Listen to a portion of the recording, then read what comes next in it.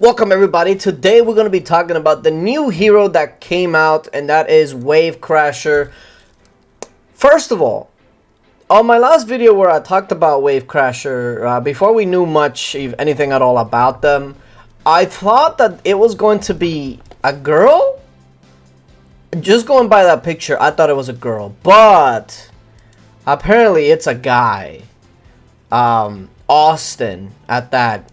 That's such a weird name, Austin. Just like such a not medieval type of name. But anyway, so Austin, my apologies, my man. I honestly thought that you were a girl. And to be fair, it's hard to tell. Could have gone either way, I suppose. But what do we know about Austin so far? Well, it's going to be a cavalry hero, meaning that is going to be resembling like Necroduke, for instance.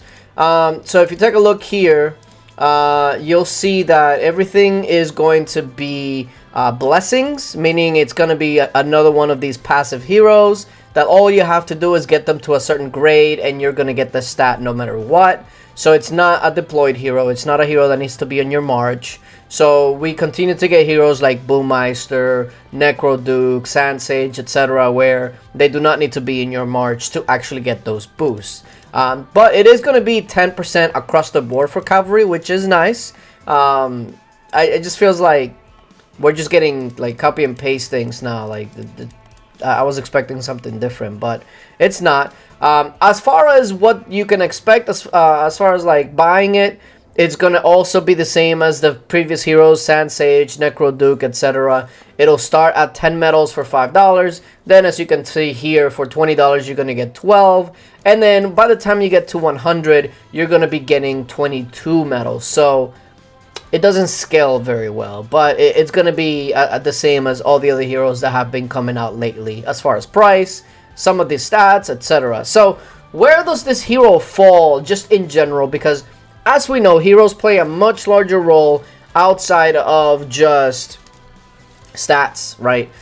They also help us with monster hunting. They also help us with Colosseum, etc., etc. So let's go ahead and actually take a look and see what Wave Crasher, or should I say Austin, has to offer. So the first one is Anchor Await. Swings the Guardian's Anchor, dealing damage to enemies in a medium area and inflicting Wave Breaker for 5 seconds. Now, what is Wave Breaker? Deals 2,200 physical damage. Wave Breaker lowers enemies' magic defense by 320. That's actually really good for Colosseum. It could be good for monster hunting if he was like a magic attacker, but it seems like he's going to be more on the physical side. So a physical attacker that lowers magic defense generally is not going to be very useful in monster hunting. But I think for Colosseum, that's really, really good, because magic defense, lowering it by 320 is going to help a lot of the very common heroes like Petit Devil, Witch Doll, etc. So that's pretty good. Let's see what else do we have. Throws his hammer towards a target. The hammer bounces up 6 times between enemies, dealing damage and reducing attack for 5 seconds. That reminds me of Rose Knight. Actually, yeah.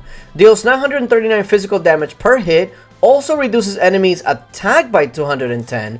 So it lowers magic defense and it also lowers attack. So this is actually, once again, it's not that great for monster hunting, but for Colosseum, I can see this being a very good hero to be a support style hero to try and keep your Petit Devil, Witch Doll, etc. alive, because it lowers magic defense, which is the damage that they're going to be doing, and it also lowers attack by 210, which is what you're going to need in order to survive things like Demon Slayer jumping, another assassin, etc., etc.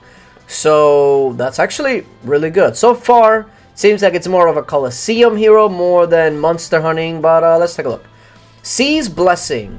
The Wave Crasher receives a blessing from his tattoo, increasing his reflex. Increases reflex by 180 on self. If you don't know what reflex is, just go over to the attributes and go down, and it says it right here, reflex is 283. Basically what that does is chance to avoid incoming damage. So again, that's going to be more useful for Colosseum than anything else. So yeah, I'm pretty much writing it off as far as monster hunting, because there's usually going to be better choices. But for Colosseum, especially if you have a lineup with a Petite Devil, Witch Doll, and things of that nature, this seems to be a very, very good support hero for that. Now, the ultimate, let's see what it is. Drop Anchor. Slams the Guardian's anchor to the ground, unleashing a large shockwave that knocks back all enemies in a large area and inflicts stun for 3 seconds. Yeah, this is a Colosseum hero. Like, it has stun, it has a lowering attack, it has magic defense lowering, and he can actually has a really decent amount of reflex. Another hero that has a lot of reflex is Shade, and he dodges a lot. So let me see what... So he has a 283 reflex. How much does Shade have? Because I know Shade be dodging a lot. So let's compare. Shade has 195 reflex. And this guy, doesn't he have a lot more? So you're telling me that he would dodge even more than Shade? Yeah, 283. So if you ever thought that Shade dodges a lot, this guy not only is going to be dodging a lot, but he's going to be a pain in the butt with lowering your attack, your magic defense, and taking basically no damage whenever he just randomly dodges. And then not only that, it has a stun for 3 seconds as an ultimate.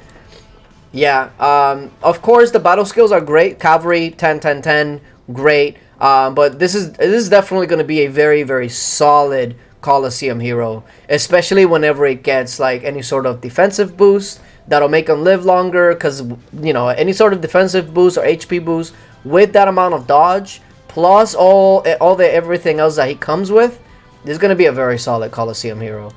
If you're even into Colosseum, right? Some people don't really care about Colosseum, but yeah, I think this hero is going to be pretty decent, but it's not going to change anything, right? Like, it's not going to be crazy or anything like that. I did see that they announced that there's going to be like another skin coming out here pretty soon, so that's going to be interesting. I guess you should stay tuned for that. I don't know if it's going to be in here. Yeah, Prosperity Shop. So it's going to be starting probably what, in next week, it seems like. So it says collect Prosperity Firecrackers. And it says you exchange them for new event emotes, event avatars, and more. It's from what I read, there is a new skin coming for that, so be ready for that. But yeah, that's the lowdown of Wave Crasher. And by the way, we're once again in Leisha's account, so thank you again to her for letting us on and checking this out. It's gonna be interesting. This video is probably gonna be up around the time that the update is live. So yeah, if you don't know exactly what all the update is going to be including, I'll leave a link down to the last video where I talk about all the update stuff. And also, I was going to stream One Piece, right? But I was not feeling very good the last 2 days not to stream. But I might actually stream a little bit later tonight, especially while the update is going on and whatnot. That way we can start getting ahead of that. But we're gonna be hitting One Piece pretty hard this week, try to finish it maybe within the week. I guess we'll see.